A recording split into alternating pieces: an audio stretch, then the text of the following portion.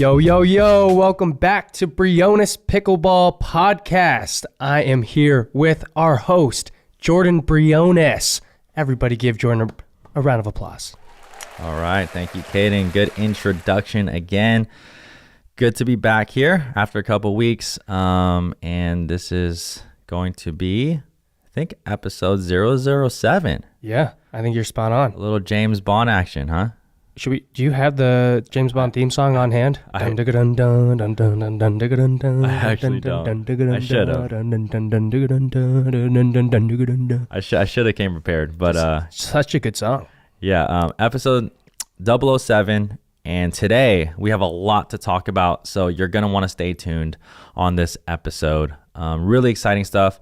For those of you watching and listening, we work really hard to create the timestamps, so you can actually look on YouTube or on your podcast player if you don't want to listen to the whole show and you want to just jump into something very interesting, very juicy, or something that you think that is going to benefit you. Just jump right to it. Go on the bottom, go to timestamps, and we spend a lot of time on those. Yeah, not to be a pun. Yeah, but we spend a lot of time on the timestamps. Okay, so there's that. We have a lot to get to this show. We're going to be talking about the new generation or the new wave of pickleball coming in. It's getting scary. It's going to get interesting, and we are going to obviously talk about our strategy tips of the week. We have a special sponsorship announcement and a special announcement. We're also going to talk about the past PPA and a whole bunch of other things. There's a lot of moving parts. There's a lot of things happening in the world of pickleball and professional pickleball. Yep. So you're going to want to stay tuned for that. Yeah. Caden, how are you doing today, man? Like, what is the new news or what's going on? The name is actually Bond, James Bond, but everything in my life is good. As you know, the Arizona Pickleball League, the new, as some would call it. Okay, we were going to actually save that for later, but go ahead. Oh, shoot. Well, I'll cover that then. But the Arizona Pickleball League is starting today, so I'm going to be broadcasting for that later today. And then obviously next week I play against a very special person in my life. It should be fun. So I'm in a good mood. I have my Starbucks here. We're ready to roll. How are you doing? Good, man. Super busy. Yeah. Teaching and the video making. Yeah. Obviously, you have a whole family, too. I mean, I got attacked by him this morning. Yep. It's pretty crazy. 3 little kids. They love Uncle Caden. They like to see him around. That's right. They love me so much, they sometimes call me Uncle Jordan because of your other friends. So. Yeah. Kids, man, shows the loyalty in them. Yeah. Give them a piece of chocolate and you're now their favorite. Yep. There you go. Uncle Caden's back. All right. Right.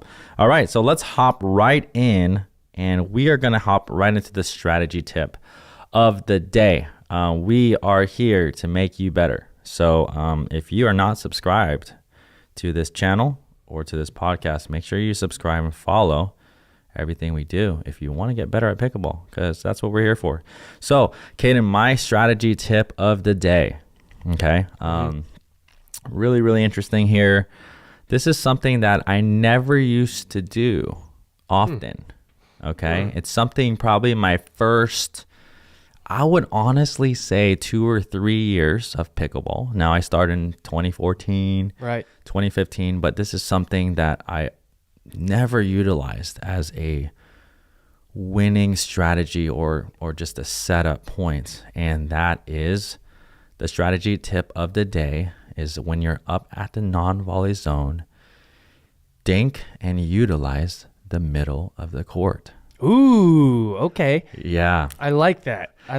Explain that to me. Yeah. So when I came in a game, I knew a lot of things, but I knew that dinking was important. Right. So my dad and I, our first few tournaments we played together, we always practice. We practiced our resets, we practiced our dinks. Yeah. And we knew just from what we saw at that time, dinking was really important. So got to practice our cross court dinks. Right. Down the line is obviously a little bit more riskier. You got a higher part of the net. Right. And just drilling those cross court dinks. And my thought process, I mentioned this in a previous video too, that my thought process was like, I just need to dink until they make a mistake. Yep. And I never... You still hear that till this day. Yeah. From some people. Yeah. But, Yeah. And we'll get to that. But I never utilized the middle of the court. And we're seeing it more and more and more in pro level play. Yeah.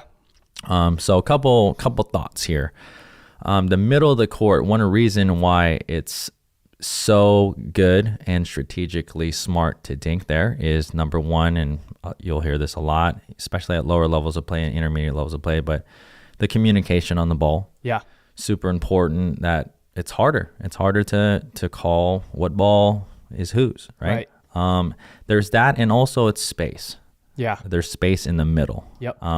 Obviously, we're not talking about balls that you want to dink there that are high and attackable. We're talking about unattackable dinks. Right. But the other thing that I've noticed is that you can hit like deeper dinks. You can. Without getting in trouble, if you're mixing them in with wide dinks. Correct. So you got a cross court dink, maybe pull them a little bit cross court, then pull them to the middle. But yeah, that's my strategy tip. What are your thoughts about the middle dink? I actually use it a lot. So I'm glad you said that, because it's something I like to use frequently. One thing I take pride in with my pickleball game is that no matter what side of the court I'm on, I can dink cross court, I can dink middle, or I can dink straight on. Yeah. So personally, I use, the kind of go behind dink where either I'm going cross court and I'm trying to get them to move back left. And if I see them kind of shift left before I even hit that ball, now I can go middle. Right. I can also kind of go cross court until this person in front of me maybe starts to move over and close middle a little bit. And now I can go behind them and go down their line. Yeah. Right. What it does for me is it sets up either just a defensive dink because they're out of position and they're off balance, or maybe I'm looking for the Ernie. Oh, you're talking about from a middle dink and then pull them. Either a middle dink where they try and go back cross court to my backhand, right? Or maybe if I can go behind someone, get them kind of reaching for that little forehand scoop dink where they're kind of just trying to look to pop it up my line and not get in trouble for it. And of course, they're going to get in trouble for it. You know what I mean? Yeah. So I think I'm pretty sure, now I'm just going to shout out to Tyson, McGuffin, or Kyle McKenzie. I think they coined the inside foot phrase, but I don't know. Am I right on that? If I've heard someone say inside foot, about 2 million times, I think it'd be Tyson and Kyle. So I would say they've coined it. I would say it's their phrase. Yeah. So when they're talking about the inside foot, they're really talking about middle. Let's just say, you and me, Caden, are playing and dinking towards the inside of the court. Right. Really, really smart. Again, just like what Caden said, if you're mixing it in with cross-court dinks and then you're dinking to that middle, you can really push your opponent back if you're hitting it the right way. And and to be honest, especially for right-handers, and I want everyone watching and listening to think about this.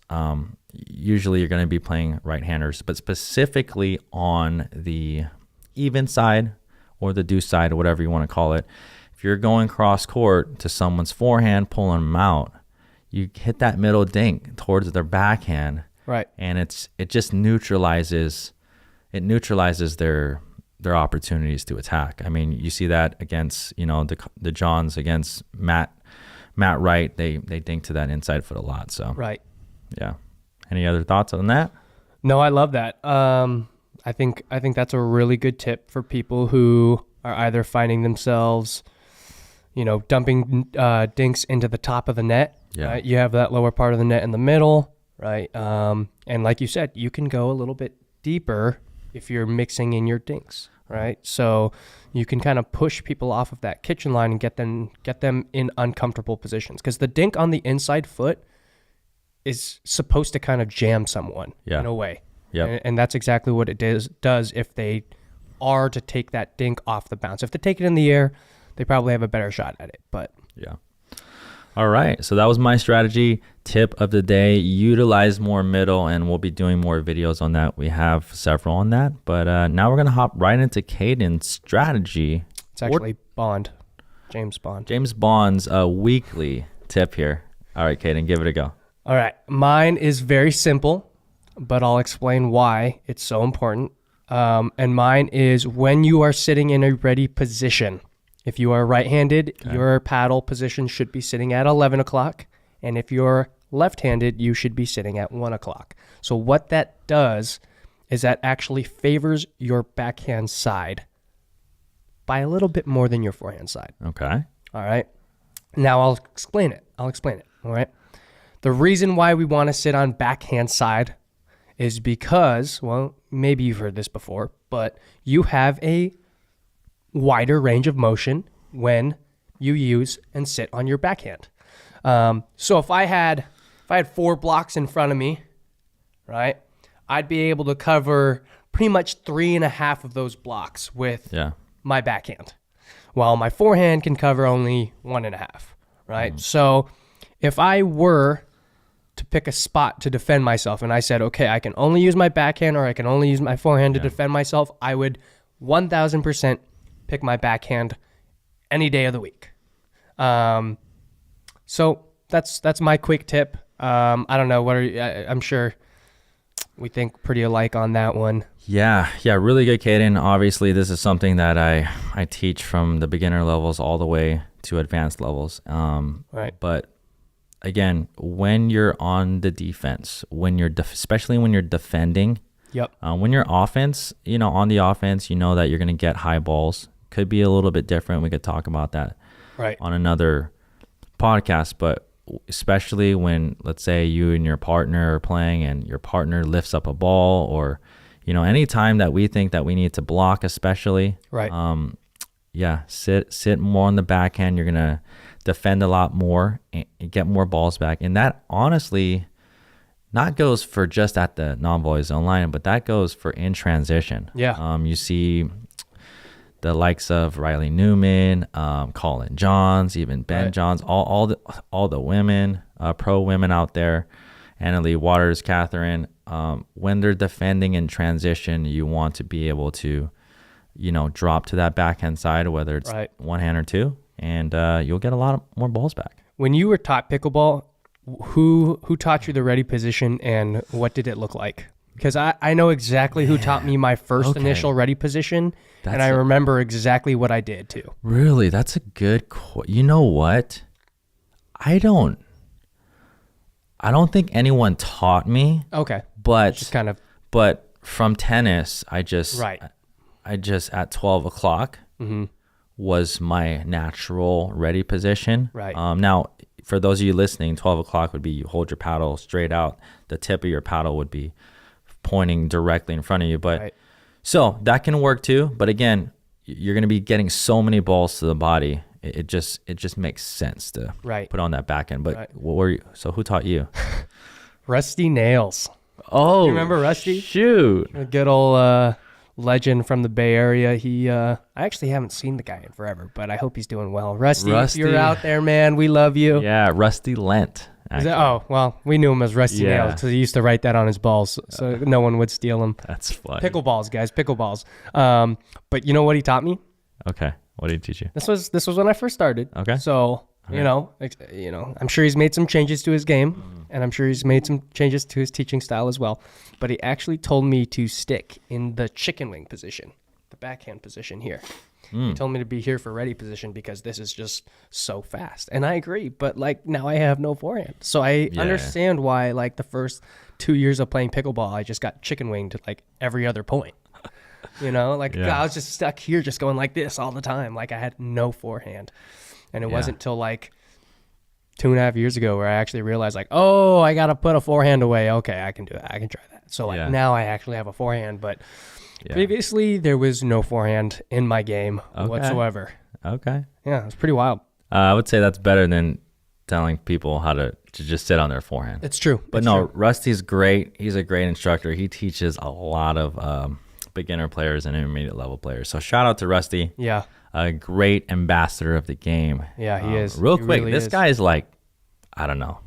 I don't hate to quote age, but he's like mid 70s. No, and dude, this dude's guy, ripped. this guy's ripped, like six pack, jacked. Like He literally walks to the court and like yeah, takes off his shirt when it starts to get hot, and you're like, holy, who invited Superman? yeah. No, he looks like the Mr. Clean guy. That's what he kind of. Yeah, he's like, that's what he kind of looks like. Yeah, that's actually super accurate. Actually, shout out to Rusty, because what you don't know, and this is a little teaser for all of you, but it may not be done till next year. But I'm doing a little back to the roots of a little documentary. Whoa! I'm working on how I got started in pickleball, starting in the Bay Area. I actually interviewed Rusty last summer, so featuring Rusty Lent, baby. yeah. So let's go. Keep an eye on that. Wait, All right. how come I wasn't in that? I was still back I was still in the Bay.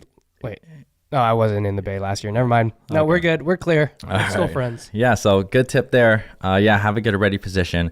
We also have a lot of videos on the ready position, so make sure you stay tuned for that. Now, quick transition. Okay, quick transition. We're gonna split step right here in the transition zone, and we have a announcement. You can see these mugs here if you're just listening. We have some Starbucks cups here. Now, Starbucks not a sponsor, but Starbucks, if you would like to reach out to us, brionespickleball@gmail.com. We're listening. But seriously, for those of you out there that are enjoying the podcast, and you know somebody that is wanting to get in the pickleball game, we are currently seeking out some big sponsors for our podcast and our YouTube channel. So you can just email us at brionespickleball@gmail.com, or we'll actually have either that, or we'll probably make a little Google form there for you to fill out if you know anyone who would like us to sponsor one of the biggest YouTube channels and podcasts in pickle. Boom. There's that. And then last thing here, next announcement, we got a coaching announcement, special coaching opportunities. I am here today to summon, I don't even know if that's the right word, appoint. Okay. Caden Nemoff. Wait a second. Let's go. That's me, guys. Thank you so much. So Caden Nemoff is actually joining the Briones Pickleball team. So you will see him in future videos on the Briones Pickleball channel, not just a podcast, but teaching on the court. No way. And you will, he's going to be a big part of what we do here. Super excited to have him on board. And two things for coaching opportunities for you all you listening out there and watching. Number one, the 2-day intensives, we're still running those through the end of the year. If you want a full 2-day intensive experience with me, a small 4-to-1 ratio, and you would like to come to Arizona or Colorado Springs this summer, Doesn't sound that bad. Yeah, you could come and train with me, mano y mano, and then I can dissect and take apart your game, and I can excel you. Excel you to that next level. That's right. So there's that, 2-day intensives. You could go to brionespickleball.com. Also, Caden is going to be teaching some camps and clinics all across the country. That's right. Maybe out of the country. Actually, out of the country as well. So we'll have a form in the link below, or you can just go to brionespickleball.com. And if you would like Caden to travel to your town, to your facility, That's right. just fill out the form there or email us. Send us an email. And then you know what? We will reach out to you. And right. Caden will be traveling your way. Yeah, what's that line people say? I'm here for a good time and a long time. Oh, okay. Changing the line up. I like that. So Caden, you've been doing this a long time now. You've taught players from 2-0 all the way to 4-5, 5-0. Yeah. What can players expect? Taking one of your clinics, you're gonna be traveling around. If you want Caden to come to there, what can they expect, man? Yeah. Personally, I am a very technical pickleball coach. So I am not going to be that coach who's there to necessarily make it super duper easy and fun and quick learning, but it's going to be harder, right? Like I teach my beginner 1 students who literally have never played a day of pickleball in their life. By like the 3rd week, I'm like trying to get them to serve like how I serve normally. And that's, I mean, if that's not something you're capable of, then sure, we can make adjustments. But the reason why I like to teach pickleball is because I see so much pickleball taught incorrectly. Yeah. And for me, I want to teach pickleball correctly. So right off the bat, whether you're a beginner or an intermediate or an advanced player, I love to dissect technique and kind of go through it and fix it so we can get rid of either bad habit or the possibility of bad habit. Yeah. I see way too many pickleball players who are missing key aspects to their game because either they taught themselves how to do it the first time or they took lessons from someone who didn't, tell them how to do it correctly. Like it's refreshing actually to kind of teach someone something new and have them understand something that they probably didn't understand beforehand, right? Like a serve for us is easy. Yeah. It's not easy for everybody. You know what I mean? So I personally, I'm a very patient person unless you put me behind a steering wheel. But what I'm trying to say is whether you get it in the first 5 minutes or it takes an hour and a half to get down a serve, I'm there for it. I love it. I'm all for it. All right. So Caden's there. Great teacher. He's obviously playing on the Pro Tour, so he's very knowledgeable about strategy, tactical things. You can ask him anything if he goes out to your area and teaches you. And one thing I can say, great personality, really fun to be around, and just a nice young man overall. Such kind words, Jordan. Yeah. So, wow. but seriously, if you want him, just check the links below or go to brionespickleball.com. Sweet. All right. So now we're just gonna hop right in. There's several things to get to today, but let's just quickly talk about the Shi SHOW that just happened. Did you say a bad word? I almost did, but I added a shick. Oh, okay.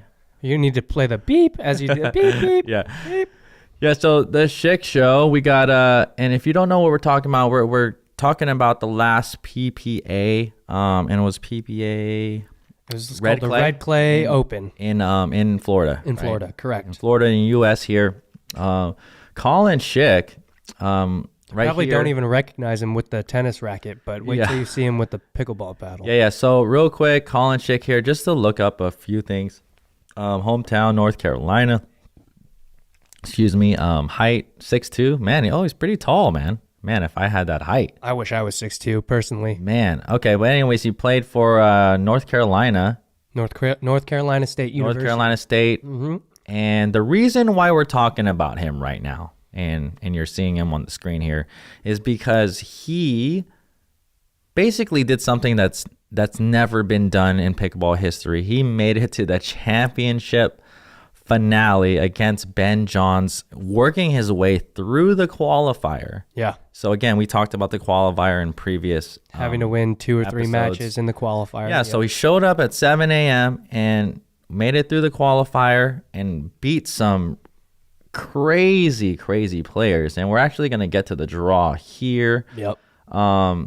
So he makes it to championship Sunday against Ben Johns and takes a game off Ben, and it's just crazy. So shout out to Collin. Here's another random name. Christopher Hallworth beat Frank Anthony Davis and Ryan Sherry. Oh my god!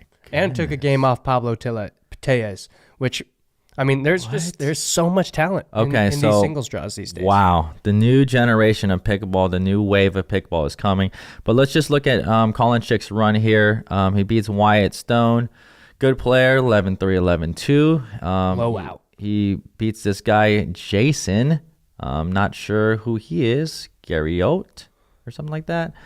Goes through Julian Arnold. 3 games there. That was his first upset of the day there. First upset of the day. I mean, Julian Arnold. He was getting some hype already on that. Is already a top player, top 5 singles player probably. Yeah. Then goes through Dylan Frazier in 3 games and then makes it the championship Sunday. Now, against Ben Johns, he wins the first game and then Ben beats him 11-3, 11-0. Right. But so Ben turned it up, but either way, amazing. Amazing Cinderella story there. He played 7 matches. He played 7 matches to play Ben in the gold medal match. Yeah, so I don't know. So this just goes to show you the talent is on the rise. Again, if you're a tennis player out there in high level, and no shade to Colin Schick, but you know, I'm not sure if he was in the top of his tennis, you know, when it comes to rankings and stuff. I think he was probably pretty average when it comes to D1, but you can just see how his skills just translate. You just translated really well. His court coverage was absolutely insane. I don't know if it's because he's 23 or, you know, but like, I mean, he's a much better singles player than Sam Querrey, and Sam Querrey was top in the world at one point. You know what I mean? Yeah, but I mean, yep. It's really interesting. It's really interesting to see how different players translate to the game. Obviously, it translated really well for him. Honestly, I don't know if you saw, but Frank Anthony Davis, shout out to Fad. He was taking his order on the sideline. Yeah, I don't know. I think maybe they train with each other. Maybe he was giving him some pointers. Frank is in New York. Yeah, I don't know. New York and North Carolina, not too far away. I don't know. Anyways, I saw Frank Anthony Davis on the sideline, and he must have been training with him or something. And again, head to head against Ben Johns isn't an easy task, but what we saw is a little coaching maybe from the side. Colin Schick, a few things I noticed. Again, this is just really interesting. With any tennis players coming in the game, it just blows my mind, but I did the same exact thing. Yeah. When you come in, he has a great game, everything. Right. But the serve, again, it's just so funny because when these tennis players come in, and they just baby their serves. They just baby the serve in, but then they get a forehand, they blast it. So I know. Colin Schick, James Ignatowicz, work on your serve. Just hit your serves like a forehand, and then you're going to get a lot more easier points. And hey, that could have, we would never know what happened. So I'm sure he's going to be working on that. Also, he was sponsored by Selkirk, so good pickup there. I don't know if they've signed him officially or not, but I'll tell you after this. He's probably going to Selkirk and saying, hey, let me see that Tyson McGuffin money. Yeah. So shout out to Colin Schick. Two-handed backhand, another thing I saw. Disgusting. Great court coverage, Yep. Great anticipation, and even his angle shots. Obviously, his kitchen game in singles isn't going to compare to Ben's yet, but man, he had some great points there. Yeah, no question. All right, so now let's just go right into the partnership that lasted one tournament. I think it was 3. Oh, was it 3? Yeah. 2. It was 2. Riley? Uh-huh. Riley and Anna Bright. So if you haven't heard, Riley Newman, Anna Bright. No, I'm sorry. It was 3. Okay. They played 3 together. They played... not this year, though. Yeah, they played JW Marriott, they played Legacy, and they played Minnesota. Okay, all right. Yep. They got bronze at JW. Mm-hmm. They got gold at Legacy, and then they didn't place in Minnesota. Okay, yeah. And that was it. Yeah, so it's a short book. Yeah, Riley Newman, top player in the men's game. Anna Bright, top player in the women's game. They tried it out, and you know what? Maybe little James Ignatowicz has something to do with it. You know, we got a new couples domination here. Yeah. We'll see how James Ignatowicz and Anna Bright fare out the rest of the season. Obviously, the other 2 couples is Julian Arnold and Lauren Stratman. Yep. And Matt Lucy Wright and and Matt. Matt Wright and Lucy Kovalova. So we'll see how that plays out. But that's interesting. I mean, you know, things didn't go as planned. And I honestly think it could have worked, but I think so too. I honestly, I mean, you know me. I I love Riley, and honestly, I was a big believer in kind of what that team could become because I thought that was going to be the team. I mean, I think everybody thought that was going to be the team that rivaled Leigh and Ben this year. You know what I mean? And I mean, they got a gold, they got a bronze. Like, you know, the Minnesota tournament, I could see where that was kind of a frustrating point where, you know, Riley has played with Catherine before. Mm-hmm. Obviously, Anna has played with James before. It's kind of like, you know, playing against your old partners here. And unfortunately, they couldn't get the job done. And I think that one was kind of the deal breaker, which I don't think it should have been. I would have liked to see them stay together for a little bit longer. But you know what? I am a big believer in everything happens for a reason. So I'm sure it will all work out in due time. All right. Now let's hop right into the AZ boys. Ooh. Actually, these are your Tempe Tornadoes.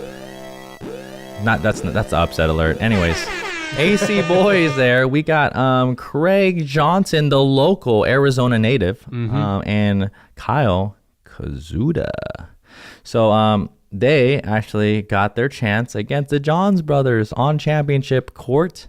I think that was a cool experience for them. Yeah. And what we saw is the longest rally probably to date here.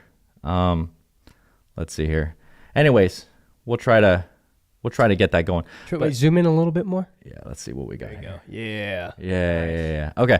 Anyways, we saw local boys from AZ, and we've played a lot with them. Oh, yeah. Craig and Kyle. Great. I play with them probably every week. Okay, so you play with them a lot more than me. But anyways, we saw them play against the Johns, and we have a 109-shot rally. I don't know who counted. I mean, someone had time on their hands, but... Someone said, yeah, I'm not doing anything today. I'll just count how many balls were hit in this rally. Yeah, so I know it's 1, not 2, 3, 4.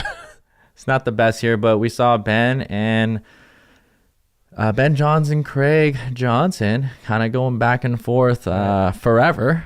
Ben's just like, yep, I'm just drilling with this Craig guy. Just met him today, but cross court dinks. And guys, if needed some reps. Yeah, if you don't think that drilling your cross court dinks is important, let's just this is just a great example of good cross court dinks. But regardless, going against head to head against the John brothers is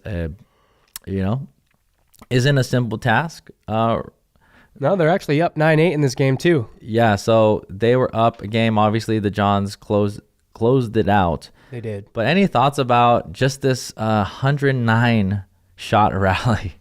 Caden? It may just be dinking, but this is a lot harder than most people think it is. Mm-hmm. Oh, look at this. Now the point gets a little bit more exciting. Oh, just kidding. We're back into the dinking. I'm just kidding. Yeah, what was just really interesting here, and we talked about, Caden, we just talked about in the strategy tip, dinking more middle. We're seeing it a little bit here. We're seeing a little bit more movement, but that was kind of the weird thing where I saw Ben Johns literally hitting 12 to 15 to even 20. Look, they're back at it. Dinks cross court. Yeah. So there's more movement here, but in the very beginning, I wasn't sure why Ben was hitting like over 10 cross-court dinks in a row and not trying to get warmed up for that next match. Yeah. But shout out again to Craig and Kyle. No, they balled out, man. They played really, really well. Yep, you guys balled out to get here. Oh yeah, hands. Oh, hands. and then oh, finish him off. And then Craig finishes it with the forehand. Get the crowd hyped. Wearing the Tempe Tornadoes jerseys. I love it. Let's go, Craig. Let's go. For those, honestly I was looking at the comment section for the AZ boys wearing their AZ jerseys. Yeah. For those who were dogging on Craig and Kyle, don't be a hater. Don't hate. Appreciate. Yeah, appreciate it. All right? That jersey has meaning, and a deeper meaning than maybe some of you guys might know about. So, don't dog it till you try it. And you don't need to try the jersey, but I'm just saying, the jersey is for a specific thing that is coming up. That is very cool. Yeah, we're gonna talk about that. Kind of brought up, not that I wasn't supposed to bring up, but I brought up. All right, we're going to talk about that soon, but we're going to hop right into men's pro doubles. Obviously, the Johns get it done again. So they're undefeated this year, I believe. So is that three PPAs in a row or 4? That would be... I think 3. 3. Yep. So 3 PPAs in a row. And they didn't play Minnesota. No. Yeah, you're right. So you know what? The Johns still an unstoppable force. So one thing that makes them, or let's talk about this, Caden. Ben Johns, Collin Johns. What are 2 things that you think that just makes them virtually, okay, because they've been beaten, but virtually unbeatable at this stage in pickleball? What are 2 things that you could point out for the viewers learning the game? 2 things that they do very, very well. Of course, they're athletic. 2 things? Yeah, of course they're athletic. Of course, they're great hands, but 2 things. Consistency. There you go. I wasn't going to say great hands, but I was going to say hand speed. Okay. And then I would say partner chemistry. Really, really good. Yeah. Want to break so consistency, obviously being consistent, hitting your shots and things like that. But do you want to why is there what makes their partner chemistry kind of like different or above everyone else's? Well, I think one thing that a lot of people notice about Ben is that he can take 3/4 of the court and pretty much beat almost every doubles team in the United States still. You know what I mean? And so when him and Collin originally partnered up, I think Collin had been kind of working towards it, but I think Ben didn't feel like he was quite ready. And this was when Ben was still kind of playing with Kyle a little bit. And Matt Wright. You're right. And I think finally Ben kind of looked at him and said, "Hey, like, here's what I'm good at. Here's what I'm capable of. Here's the one thing that I could really use out of a good partner," right? Because no offense to Matt Wright, but when I first watched Ben and Matt play together, they were terrible. And it was because Ben wanted the left side, which personally, if I were playing with Ben, I would give it to him too. Yeah. But Matt also wanted to play the left side. Yeah. Because he prefers the left side. Yeah, they were both really, really good left side or outside players. Right. So they had to, Well, you basically took the 2 best players in the world, who usually are like the dom on the teams, right? Or the alphas, I should say. And now you needed one to be the alpha and one to be and it just didn't work. It didn't work. Yeah. And so I think right after that little trial and error in 2020, in 2021, Ben kind of said, work towards this. This is what I need. This is what, you need to do. This is, I can do all this. I just need you to be here for this and for that and to be ready for this. And I think he trained him into kind of what he is. And that is, I mean, people like to toss around and make the joke of, Collin and Collin's brother, or, Ben and his brother from Burger King. Who knows what people say, but it's pretty wild, actually. I will say pickleball people have no filter, which personally I love, but I would never say. But anyway, I think Collin is the perfect complement to Ben. Yeah, you know what I mean? Yeah. He is the milk to the cookies. He is the bolognese sauce to your noodles. He's the matcha to the latte. He's the matcha to the latte. Exactly. You know what I mean? So let's talk about that too. And for those of you that play tournaments and things like that, finding a partner you have good chemistry with is difficult. Yeah. And we talked about that on the last podcast, Caden. Remember I asked you, would you rather play with the best player or maybe the best, what did we say, most compatible player, the best partner? That's what it was. I think the question was it was more like, would you rather play with the best player with the worst attitude, or like a player who's good but not as good as the best player, but with like a great attitude? Yeah. So So compatibility matters. And again, one thing that you see about the Johns. So let's just take their situation or their partnership, for example. Like Caden said, Ben covers a lot of the court, especially the middle balls, to put pressure. Yep. And Collin, very, very underrated as a player, I think. But obviously, I think he has some of the best resets in the game. Yep. Top 2 or 3. I mean, Riley, I put him there. And best cross-court dinks in the game. Right. On the forehand side. So when you put those two together for Ben, Collin is just a setup guy. Yeah, right. He's just a setup guy. And when people attack Collin, he's gotten better on his counters. Yep.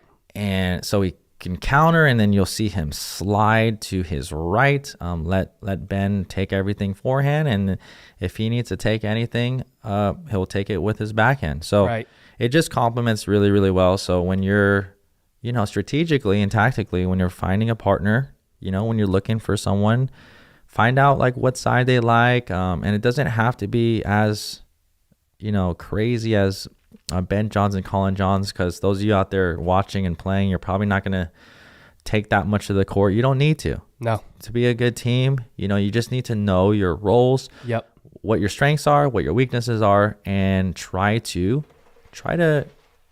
manage that and put you guys in the best position to win. Absolutely. So, so Ben Johns and Collin Johns get the gold. Julian Arnold, Thomas Wilson, silver, and Dylan Frazier and J.W. Johnson, bronze. And right now, we're going to talk about why seeding matters. And there was a big controversy in this tournament. Riley Newman played with... who do we got here? One of his team owners. Yeah, he played with a team owner here, and they put Riley Newman as the number 2 seed, which a lot of people did not like, and I kind of understand here. So he played with Tim Parks. I think he's the owner of one of the of the Hard Eights of the MLP teams, mm-hmm. And I don't know, maybe Tim just paid for the experience or wanted to just play with Riley Newman. But here's the problem here. So Ben, Collin Johns, obviously their number 1 seed. Riley Newman with this, I'm not going to say nobody, but with a player who has zero experience, just on the pro tour at all, they put him at number 2. And what that did, that's pretty cool. What that did though, is that put, Deckel Bar, AJ Kohler, and J.W. Johnson and Dylan Frazier on the same side of the draw, which is actually they put, oh my God. Yeah. So one side of the bracket was stacked. Wait, one side of the bracket had Ben and Collin, AJ and Deckel, yeah, and J.W. and Dylan. Yeah, and McGuffin Ignatowicz. Oh my God. So seeding matters, and I don't know how PPA is going to handle this. I guarantee you they're not going to do this next time. But if Riley or any other top player decides to do that again, you got to seed them accordingly. Maybe they use duper. Maybe they use some sort of other thing. But it was definitely a problem. A lot of people were frustrated about it. Obviously, Dylan Frazier, J.W. Johnson, they played Ben Johns and Collin Johns in the semis. Wow. And then in the quarters, or maybe even before that, the Johns brothers had to play on Deckel Bar and AJ Kohler. So you had a one side that was really, really stacked up against the Johns, and then you had the other side. Now, shout out to Julian Arnold and Thomas Wilson, but they were on the draw that had a lot less talent, I would say, or just less big names for sure. Less big names. Yeah. And I do want to, I did watch some matches here. Shout out to, I don't know if you saw this, but DJ Young and Zane Navratil. I saw them. They got 4th. Yeah. They got 4th. They had a good tournament. You know what? They had, their chemistry was good. Their chemistry was good. Zane played lights out, and I'm just seeing this now, but 9-11 in the third. Yeah. Yeah. So they, DJ Young. It was very much in hand. Yeah, and Zane, they could have easily played the Johns in the championship. And Julian and Thomas, I actually really like that team. It's Team Mad Drop for MLP, but I've said it before and I'll say it again. That team is actually pretty dirty. No, they're good. Pretty dirty. They're good. Obviously, the championship match score was 8, 6, and 9. Those are all good scores, just not good enough scores. The Johns again. Oh, you know what? You said your 2 things. I didn't say my 2 things. Why I thought the Johns were. Oh, yeah, what they you're are right. today. You didn't. What the heck? Yeah, you're right. So you said what makes the Johns brothers so good? You said, well, I said consistency and team chemistry, and hand speed. Yeah. Yeah. Okay, that's 3, but I know. Sorry. Okay. So number 1 would be for me is what makes Ben and Collin Johns so good, and what has kept them at the top and will keep them at the top for who knows how long. The first thing I would say is fundamentals. Yeah. Nice. Okay. Yeah. So what I mean by that is just fundamentally hitting the shots that they should. Right. Like they don't go for anything crazy, actually. Yeah. Now they have Ben, obviously they have misdirection, they have things, but he'll hit a drive when it's necessary. He'll hit drops when it's necessary. Right. You actually don't see these guys attacking from transition often. Pickleball IQ is out of this world. Because they know they don't need to. Right. That's why I think. Right. And obviously it's smart to get up to the line, but you just see them so disciplined. Right. And then the other thing, and number 2, which kind of goes hand in hand, what makes them so good is playing the long game, patience. Okay, so that goes hand in hand. One of probably the most patient teams ever. Yeah. You know, they know that they could grind out points. And again, both of them very, very aggressive. Now, there's a difference between just being patient, right, and looking for opportunities to always attack, but being patient at the same time. For sure. I think early in my career when I played, even the 5-0 tournaments when I first started, I was in a mindset of like playing and just getting every ball back and letting them miss. Right. And that beat some 5-0 teams. Yeah. But like as I kept playing, you have to learn how to put pressure and pull the trigger. Yeah. Well, even when you started playing in those 5-0 tournaments, back then, like the 5-0 level, they would make those mistakes for you. I don't even think the 5-0 level today would do that for you. Yeah. You know what I mean? So like it harder, just shows you like the progress and I should say the progress and the process of pickleball. You know what I mean? You're really seeing how pickleball's evolutionizing in front of our face. Yeah. Evolutionizing or evolving, whatever word you want to use there. Evolutionizing. I like it. I just said that. I like it. All right, so we're going to hop into mixed doubles pro. I don't think any crazy surprises here. Leigh Waters, Ben Johns gold, Catherine Peranto, Tyson McGuffin silver. Yep. I didn't know this one. Jesse Irvin and Jade Olivier. Yeah. So it looks like Jesse and AJ also broke up. I don't know about that one. We'll have to get back to you here. But you know what? Shout out to T Mac. Shout out to Tyson McGuffin. He's coming off the injury. Yep. Great showing in mix. He's back from the dead, man. Yeah. Came out of nowhere and just pulled out a silver medal in mixed. I mean, he didn't play singles. So he didn't. I mean, really? I think it was kind of just to rest the ankle and not strain it too hard in his first tournament back. But yeah, man, him and Catherine. Yeah. Him and Catherine looked really, really good. Catherine's just, you know what? As I'm starting to see more and more, she's just a really good mixed player. She's solid. So we have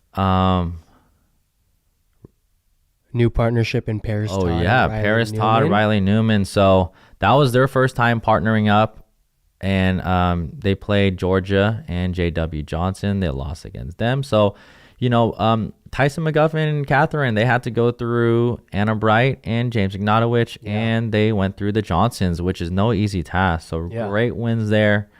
And I honestly think that, you know what, Ben Johns actually had the easier side here. Well, there's so many good mixed teams nowadays. So there's so many. That's an interesting first round win. Mary Barasha and Federico beat Dylan and Jade. That's actually a really good win. I don't think Dylan and Jade thought they would have lost that, but they. Hey, what we can say is there's so many. There's so much talent. Good teams, good talent now. So there's so much good. If you're gonna start train now. All right. So now we're gonna hop right into the women's doubles pro, and we got Catherine Peranto and Leigh Waters as gold, and I think honestly somewhat of a somewhat of a upset alert. Yeah. Would you say Lacy Yeah. Schneemann and Jade Yeah. Yamamoto? I don't think they were, Silver? projected to take silver this tournament. But hey, No. honestly, if you guys don't know who Lacy Schneemann is, wow, that was hard to say. Schneemann is, she is a baller. I actually played against her in San Clemente last year. Oh, a mixed, right? In mixed, yeah. So And she was on fire. I don't think she missed a shot. wow. I don't think she missed a shot. And like after I met her, I was like, hey, like, would you want to play like maybe some tournaments this year or next year? She was like, yeah, sure. And then I think like a month later, like Paris Todd got injured for like Team BLQK. Uh-huh. And she like stepped in because obviously she lives in SoCal. So I think they like, she was like first alternate or something. So she got to play and she shined under the lights, man. Like she immediately started getting pickleball attention. She, was now a, bigger name in the sport. Yeah. I mean, just off one tournament, just off one MLP tournament. I mean, she got picked up by a different team. She was starting to play with, some bigger names. Yeah. So personally, I'm not surprised, but I am really happy for her because I think she's fully kind of showing what she's capable of, and what her game I don't know. You know what her game kind of reminds me of a little bit. Give it to me. Elise Jones. Huh. Does it kind of just game style? Yeah, I would say I think she's a little bit more offensive than Elise. Is she? I think so. Which is funny because she's not that tall either. But I think personally, she's got a really good like forehand roll. Super solid dinker. Great third shot drop and drive. Yeah. Yeah. She hits the ball pretty hard. I'm not gonna lie. Yeah, so Lacy and Jade get silver, and they beat A lot of good teams. Leah Jansen and Elise Jones. Yeah. 11. They beat Anna Bright, Paris Todd. Yeah, they beat good teams, man. Oh my goodness. This is a name right here. Hurricane Tyra Black. Oh. Do you guys know who that is? Go ahead. She is a former professional tennis player. Yep. She has a sister as well, who also plays on the pro tennis tour. I believe she just retired from playing professional tennis. Okay. So, yeah, you know what? This is a good segment. I did hear about her, and she played. I remember in this tournament she played Leigh Waters. She got double bageled. And she got double bageled. She also, I think, right before this tournament, got picked up by an MLP team. Oh, yeah. So all I'm saying is MLP, maybe do a little bit more homework on who you're picking up before you guys just decide to pick someone up. So, if you guys are in the market, there's this guy. His name is Caden Nemoff. He's actually going by James Bond today. Episode 007. That's right. He would have some interest, and he would kick ass. Oh, am I allowed to say that? Sure. Why not? Sorry, kick butt. There you go. For your team. All I'm saying right now is I'm a baseball player. I love the team atmosphere. Okay. I love when crowds get rowdy. I live for the booze. I live for the screams. I live for just pickleball. Yeah, actually, we're gonna break down some of Caden's professional matches coming up, and we're gonna get right into that. But yeah, so MLP, you guys need someone. Caden Nemoff is a free agent here. I'm your guy. Yeah, so again, going back to this, really, really good. Leah Jansen, Elise Jones, you know what? I see them on the medal stand every time. Yeah. They're just so consistent. Yeah. So, yeah. No, they've looked like a really good team this year. Not a team I would have expected. No, not at all, but great. Pretty cool. Great chemistry. And we're going back to the chemistry thing. I think Leah and Elise, probably on the women's side, have one of the best chemistry. Right. For sure. Yeah, most chemistry on the women's side. Well, you look at Catherine and Anna Leigh, and you look at it, and you're kind of like, okay, well, that's just like the number 1 and 2 player in the world right there. Yeah. You know what I mean? But when you look at Leah and Elise, you look at it and you're like, that team could get 4th place, and then they come out of nowhere and their team chemistry, their hand speed, their consistency. They've medaled every PPA, They've medaled right? every single PPA.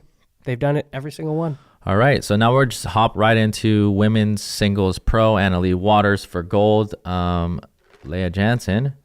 Oh my gosh, I am so used to saying that. I was just kidding. Actually, upset alert. What? That is so funny. I was like, what did you know just what say? is so funny? I'm so used to saying that. I believe it. So I'm gonna retract what I just said. We're gonna rewind. So upset alert, Catherine Peranto. Sorry, Catherine. Wow. Catherine Peranto, 4 gold. Yeah. Leah Jansen, silver. Salome Device, 4 bronze. And you know what is so crazy? So again, the last time someone beat Leigh Waters was a long time ago, and it was Paris Todd, I believe. Yeah. And Catherine, I don't know how many times Catherine has lost to Leigh, but she has finally defeated her. And that was 11-7, 11-9. She just played lights out. She did. It's one of those games where, when you play someone and you feel like you played well, but at the end of the day, you're just like, dude, that person, I don't think missed the ball. Yeah, so shout out to Selkirk sponsored Catherine Peranto. And then again, about the dropouts, we saw Leigh Waters. I don't know, thoughts on this. We talked about this last time. But after she lost, she didn't go on to play for bronze or anything like that. She just dropped out, trying to rest, get ready for other matches. So interesting. We will see if that continues to be a trend. Or not. I think it will be, unfortunately. Yeah, I know Caden's not my favorite thing, but you know what? Yeah. I do love AL and the Water family, so I do understand where they're coming from, and I understand that, playing 3 events does become a lot on the body. I mean, a little bit, Yeah, I get it. But you know what? Jump in a cold ice bath. Yeah. Okay, there you go. Well, there's one solution. I'm sure they do that already. Actually, probably They probably do. I'm just saying. Yeah. If it were me, I'd finish the day. Yeah. Even if that means I lose. So, Leah Jansen and Salome Device. You know what? One thing. So there's so much controversy when they're playing singles. I don't know if you saw this again, Caden, but every time they play, there is line call controversy. And I heard. I don't know if you can. Let me know if this is correct, but I heard they got extra line judges for their match. You are 100% correct. I am, right? I heard that. Correct. Like, I don't. They had 2 line judges on the baseline calling sidelines, and then they had they had 2 line judges on the baseline to see for baseline on each side too. So they basically put the whole tournament on pause and said, "Hold on. We need all of our refs to get together on the center court." They pulled all the line judges from every match and just said, "Hey, we need to be on top of this." They probably made a special announcement. They were like, "Pickleball players, we are putting the tournament on pause for the Salome Device and Leah Jansen match. Play will resume in whenever the match is done. Thank you." That's yeah. So I don't know. They had a lot of controversies. I saw just a few highlights, and in, out. They were going at it. But you know what? First point, Leah Jansen screamed at her after hitting a passing shot. Again, it's a little bit of a scary scream. I'm not going to lie. Again, it's like, MOP, the first, was here in Mesa. Mm-hmm. They did a good job with the slow-mo replays. I don't understand. So PPA, I don't understand why you don't just get one slow motion camera on each baseline and then on the sideline. So that would be a total of $250,000. Come on, Ben. PPA, you got that. Come on. But it doesn't even have to be this high. Again, MOP did it good, and you can see from the slow-mo replay, just give everyone one challenge a game. Can I be honest? MLP is miles ahead of any single pickleball tour on the planet. Yeah. So I don't know, but again, Hawkeye, I know that technology is expensive. Would be dope though. But again, at least get some sort of challenge. It's just crazy. It would be a game changer. It is crazy. Now let's hop right in to, so we talked about that already, and we're going to talk about Ben Johns again, men's singles. Yeah, like we said, Ben Johns Triple gold. crown again. Did he triple crown it? Mm-hmm. He did triple crown it. Ben Johns with the triple crown again, and then Collin Schick for silver men's pro. Shout out to Pablo Tellez. Yeah, man. Is it Tellez? Tellez. You know, Pablo, shout out to him. Lefty, southpaw. Dude, he's filthy. And he's really good. He got bronze. So, again, really, really deep. Oh, dude, he lost to Ben 9-8 too. Like, that's close. Like, that's a good match. Wow. Man, it's going to be interesting to see Pablo. Went through Jay, went through Christopher Haworth. Oh, dude, what big upset. Dude, you know what? We have to go. I'm going to have to keep my eye on Christopher because, like, who just beats Ryan Sherry and Frank Anthony Davis like that? Yeah, right? Dude, and he took Pablo to 3. Yeah. Christopher Haworth, man, he must. Good for you, my man. It's got to be D1 player. Yeah. Tennis player, dude. I would assume so. Wow. Yeah. So, again, it's getting harder and harder, and it's just really interesting. But we saw the number, what is he, number 38 seed or number 30 seed, yeah. Collin Schick, go all the way to championship final. I think that's actually the lowest seed in the bracket. Let's see. Go up. Oh, yeah, because he came from qualifier, yeah. Oh, okay, never mind. There's a 31 there's 31. seed. But he's literally the second to last seed. So, oh, never mind. Third to last. There's a 32 seed. Okay, so shout out to the Shi SHOW, Collin Schick again. Kudos to you, man. Yeah. Kudos to you. Really impressive. Now we're going to hop right in to... Oh, now we can talk about it. Well, not yet. Not yet. Not just yet. kidding. Actually, Just kidding. we're going to... There was a post. Oh. There was a post going around, and you said several pros tweeted. So, listeners, watchers out there, let's get your take on this. What do you think is the bigger advantage? PED or illegal paddles? You know? Yeah. We saw this. Was it an Instagram kind of back and forth? I think it was Twitter originally. Twitter? Yeah. You got some pickleball players on Twitter nowadays. Yeah. So, what are your thoughts, Caden, for that? Personally, we haven't found that, any players are taking steroids right now. And personally, I mean, the PPA, I don't think is in any position to start doing that because it's, one, really expensive, and two, it's really annoying for players. But that being said, I've always said that pickleball should be a sport that requires testing for that. Yeah. You know what I mean? It's definitely got to get there. I would say personally, my answer is paddles right now. But that being said, I mean, who knows? We could have players that are taking steroids, and we would have absolutely no clue. Yeah. So because there's no testing. Yep. So that's one thing.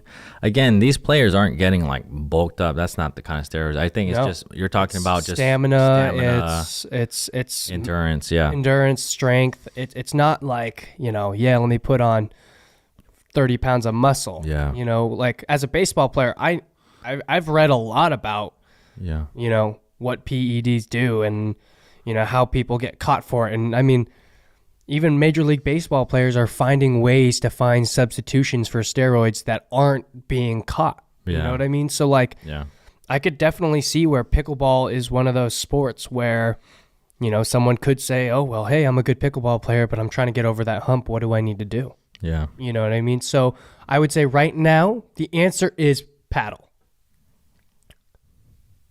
Over a long-term effect, definitely steroids. PEDs is a whole different... I mean, I could go out there and take PEDs and I could play with the Z5 Onyx paddle and I would probably go out and win the whole damn thing. Maybe. I'm not planning on doing that, just so you guys know. But I mean, steroids has that effect. I mean, you look at baseball players. You've seen good baseball players turn into freaking faces of Major League Baseball for... Yeah, but that's for home runs and hits like that, right? Yeah, but I mean, it's power. It's still power. all the same stuff that we're trying to accomplish with pickleball. Yeah. You know what I mean? Like, Yeah, I could name 5 players right now who were absolute studs and then got caught for steroids. And then once they came baseball. back, once they came back, they were just Average guys. 3-5 at best. Right, Ryan Braun, Melky Cabrera, Alex Rodriguez. I mean, yeah, I don't know any of those guys. I don't follow baseball. Fair enough. I only follow pickleball people. Fair enough. All right. We'll see about Fernando Tatis. That man just got called. Yeah, so PED or paddle. Talking about paddles, illegal paddles, there's a plethora of them out there. There's too many. And Sad. Again, this is another thing that we are going to see how that plays out. Dude, I felt a YOLO vision yesterday while I was giving Will Schaefer a lesson. Uh-huh. That thing literally felt like I was touching sandpaper. Did it? Dude, it was so rough. I felt like they don't all feel like that though. if I just like rubbed it against my knee really fast, it'd give me a cut. I'm not kidding. It was so rough. It felt like oh my gosh. It felt like the top of a skateboard. Yeah. Well, not just that, right? I'm talking about pros in general. Their paddles, how they may be from. I don't know what the process is here when it comes to. Yeah, I'm not sure what the process here is. Every PPA tournament, if they're checking everyone still, but obviously there was a lot of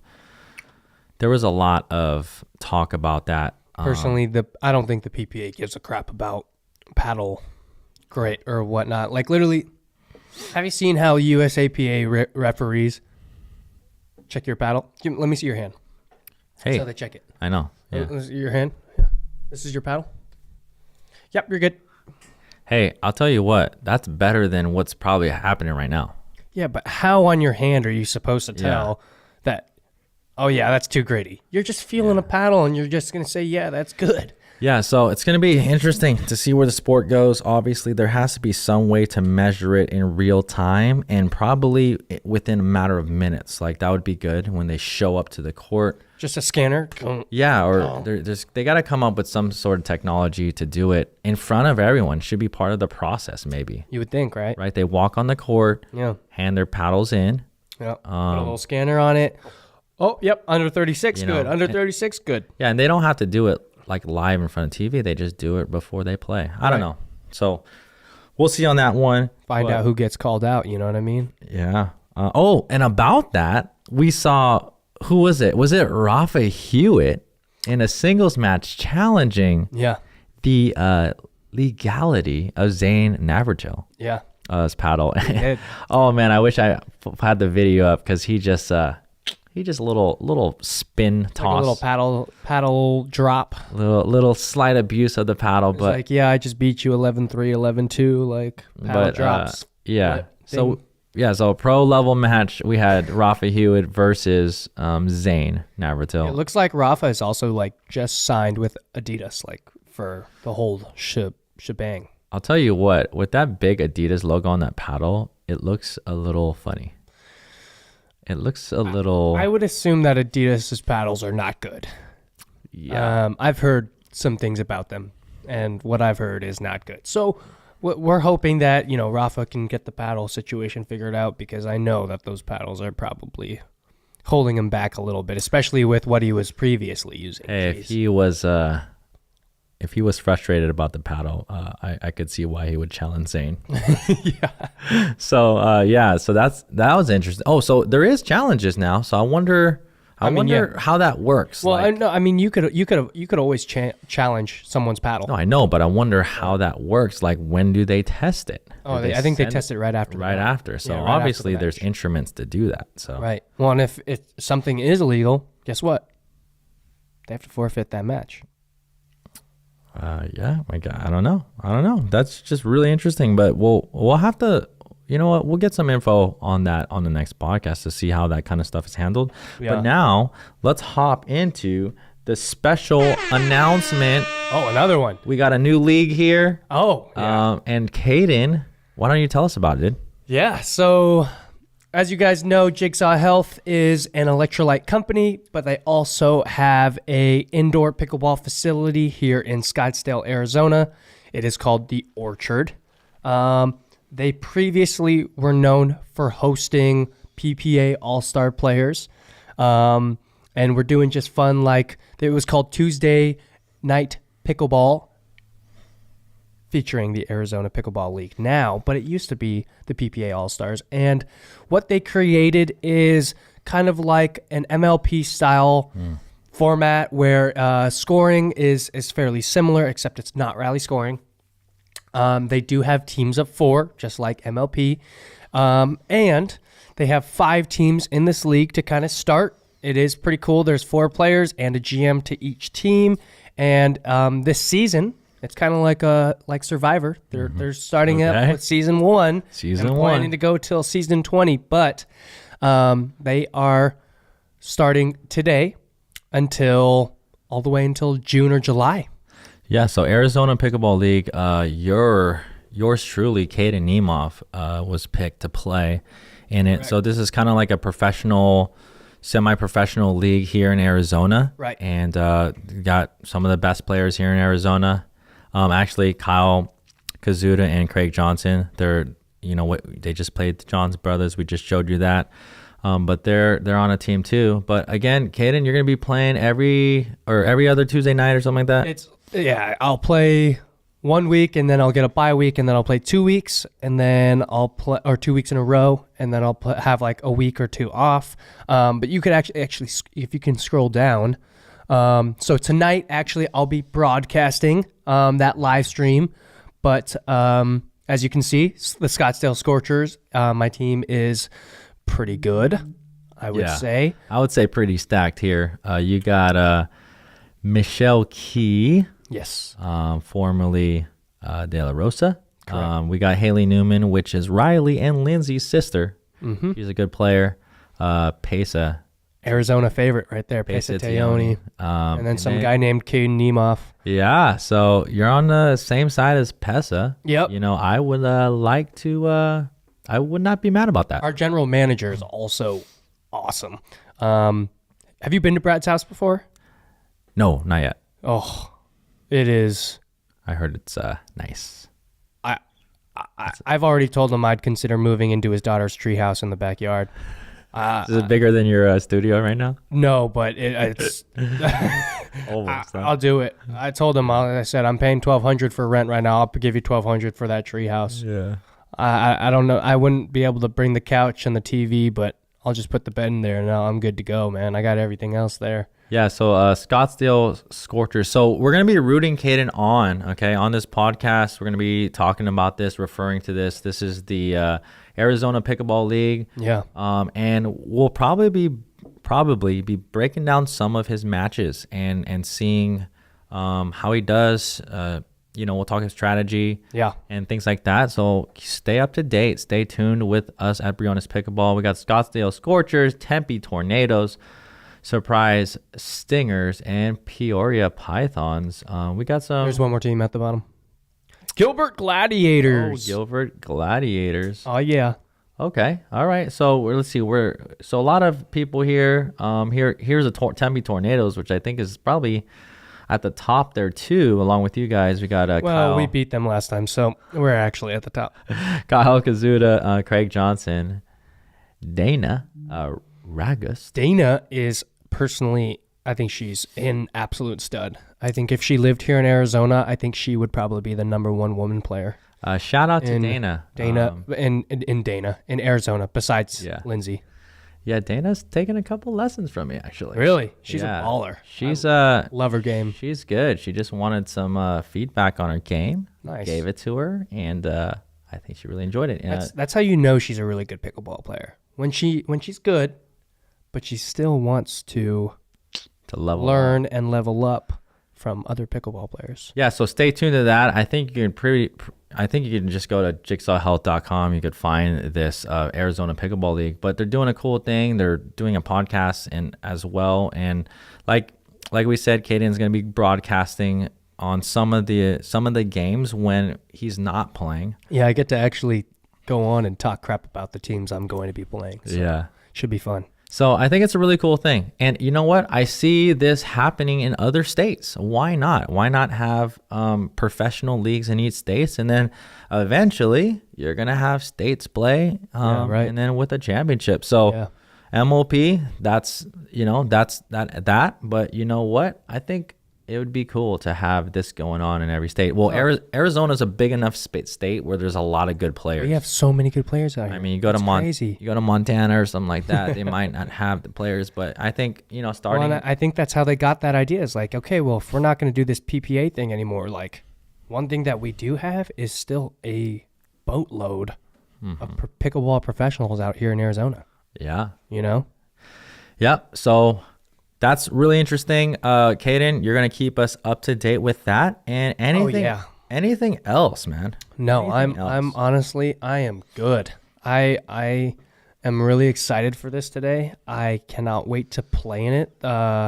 Personally, the first time we played, it was so cool. Yeah. I felt like I was playing in MLP. Yeah, we're gonna actually do some breakdowns of some of Caden's matches there. And yeah, so all of you listeners, watchers, thank you so much again.